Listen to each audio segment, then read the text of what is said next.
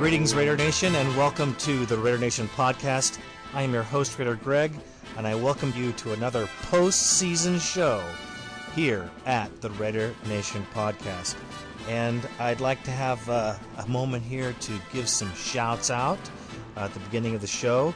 Shouts out to Frankie Ferreira, who sent in a comment to our comment section about having Gannon as our head coach. Even though I think Gannon has the spirit for the job, I just don't think he has the experience myself. But if anyone else out there in Raider Nation wants to comment, bring it on out to the RaiderNationPodcast.com. Thank you, Frankie, and keep them coming, man. Keep those ideas coming, because I'll tell you one thing. We will have a coach. Probably after the 5th, I'm hoping that we do get the coach from the Steelers. He is a heck of a guy, has drawn up some great plans and defeated some excellent teams. We need him. We need him, and I hope Al is looking for the Wisen Hunter, because we need to get him. Okay, here's another shout out to our representative of the Raider Nation in Japan, which would be Robert Moorhead. Robert, shouts out to you, my brother, because you represent there in Asia, and I do hope the Raiders come out to Japan and play a preseason game just for you, because I can't imagine what it'd be like to be this far away from my Raiders and not be able to see them. That'd be a great thing for you, man. I hope that happens, and I hope the rest of the Raider Nation, I'm sure they all feel the same way. All right, Nils. Nils gave me a call on the phone, and I have to tell everybody I am just happy too, because when the Broncos, or Doncos, took a dive, oh, that was so sweet. Can you believe it? And he was correct, and I was right there with him. The Shanahan rat-faced was very, very unhappy. It was great to see his face unhappy, unlike this season when he played against us. I like seeing him going down. It was great to see that the Broncos took a dive. I have more of a story about that later on. But thank you, Nils. You are awesome. Nilbilly Boy, he is a rockin' Raider fan, let me tell you. Jack Tatum is his number, and he's awesome. Raider Todd, I met at the Mac Expo. Walking through the Mac Expo, here he is. Comes right out of the crowd, silver and blacked out, everything. Total Raider fan. Nice to meet you, brother. Thank you for emailing me at Raider Nation Podcast. And I hope you're joining me. He said he bought an iPod there, and he's going to be tuning into the show. So I hope he's listening. Now, today's show is going to be Doncos Go Down Hard, which is beautiful. And the Raiders have a secret. And we're going to talk a little bit about the draft this year, because the free agency is already happening. People are already getting picked up. The Browns picked up 5 players on free agency already. So it's on the move. Things are happening quick in free agency, and that's the only downside to Al Davis waiting this long for a head coach. So let's get into the show. I already said about Shanahan's face. It was something to see, especially after the third turnover. I loved it. The Doncos went down hard. They went down hard at home against the Steelers, which of course did the same thing to San Diego. I think the Steelers are a quality team, and there's no doubt that they will win the Super Bowl. It's hard to say, though. It's hard to say. I like them because of the way they play, but I don't like the fact that they, too, will be one of the dynasties, the only 3. The, of course, Dallas Cowboys, America's team, blah. And, of course, the 49ers are our nemesis here in the Bay Area. I can't stand them, but they got 5 Super Bowls. You got to hand it to them. And now, if the Steelers win, which I think they probably will, they'll have 5. I hope that Seattle wins just for that reason. But that's the way it goes. So here we are. But I am so happy that the Broncos didn't go, because then they would have got they could have got their 3rd Super Bowl, and then that would put them up there with us, and we cannot be anything but the kings in the neighborhood, which we still are to this day, with 3 Super Bowl victories in the AFC West. So, just having the 49ers with that many Super Bowl wins is hard to deal with. So I just don't want to deal with the Steelers, but we might have to, because they certainly beat the best teams in the NFL this year. Okay, let me just tell you guys, and like you haven't noticed already, but it's a great thing to see because the Bay Area media, I just love it. I love it when they talk about Al Davis and how it's too late and the gloom and doom and how we suck. But let me tell you, one thing Al Davis has done thus far, not hiring a head coach. He has captivated all sports media. They're talking about it on basketball sports media. So it's everybody. Everybody wonders what Big Al Davis is going to do, and it is so beautiful. When all of the other 7 NFL teams that hired new coaches this year hired their coaches, it was a footnote. It was a blurb in the news that went through, boom, boom, just like crap through a goose. And here we are with Al Davis. Everybody wants to know. And when we get a new coach, he's going to be world famous right away because everybody in sports will comment, not only comment, put their 2 cents in, but they'll tell it out. They'll shout it out to the world. Our new coach is, and I hope it's Ken Whisenhunt. So that's something I just had to say that because he is so people dog Al Davis, and he's an old guy, that's true, but I think he is as sharp as a razor, and I think that he's going to come through big time for the Raiders this time around. Okay, the rumor mill, here it comes. Here's a rumor. Rumor has it that we are talking to the Vikings to acquire Culpepper. That's what's been going around. That's kind of what's been, nobody's really captured this one, but it's been bantered back and forth.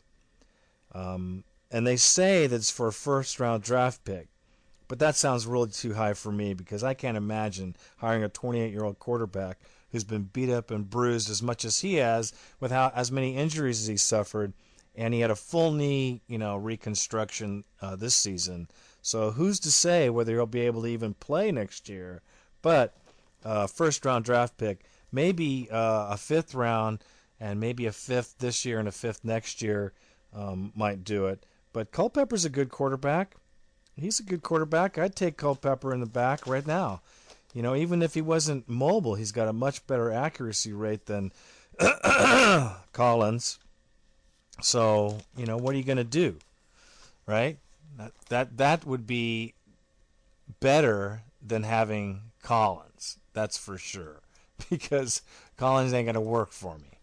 And he hasn't worked for us for 2 seasons, and that's about that.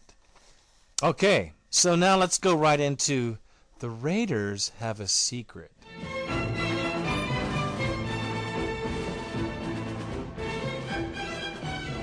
So, some league insiders are talking about the Raiders in a joking manner. They're talking about the Raiders being too late. People can't work with Al. People won't take the job, and that's kind of been the underlying theme of the whole Oakland is looking for a head coach drama. Okay. But I can tell you that somewhere in the office, in Al's desk, somewhere on a computer, maybe somewhere, there is a list of candidates. And it's not a list that we're privy to right now. So let's look at who he's looked at already. Rod Marinelli. Okay, he was never serious about the job, and the Raiders weren't that interested in him either. So, and also Al Sanders, who didn't get a job offer despite rumors. He was never offered the head coaching position here at Oakland. And so let's not mix that up with he got the offer and decided to go somewhere else, which is convenient for the Bay Area media. Lofton interviewed, and he just doesn't have enough history for the job. He does have some baggage that he carries with him from the 80s. And it could be problematic for PR as a head coach, but he just doesn't have enough going on. Bobby Paterno, he was interviewed, and then he declared he wanted to stay with the Cardinals, and so the Raiders never offered him a job either. Rick Neuheisel's a possibility. Art Shell, Mike Tice, I wouldn't even rule out, even though I wouldn't want to see him come to Oakland, but that's not my choice. It could be Bob Stoops. It could be Rich Rodriguez of West Virginia. I think Cal's Tedford is a great idea. I've always liked Tedford, and he's done some excellent job with some great quarterbacks in his history. Problem is, those quarterbacks tend to blow up and blow off and fade away after they leave his system. So, if it's the coach and we got the right guy up there, we might not have to have the best guy if we have the best coach for the job. So Tedford, I just don't know if they can get him away from Cal. He does have a very serious contract there, and he's pretty happy. But there's other people too. Cam Cameron.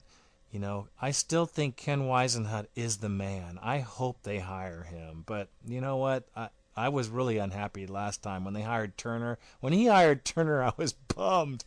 And I'm sure the rest of us were too. Jim Haslett's still available. But, who wants a retread? I don't. But whatever happens, and whoever Al picks up, which I'm sure will happen soon, it will be after long thought hours and Al's idea that he knows he wants to win. So he has to find someone, whether he likes it or not, is going to make it so that he doesn't have control. See, Al's not going to be able to have control because he's going to have to give all the control to the new coach. So that's what he's going to have to do. That's what he's realizing right now. Who do I want to give all the control to? This is the tough decision he has to make.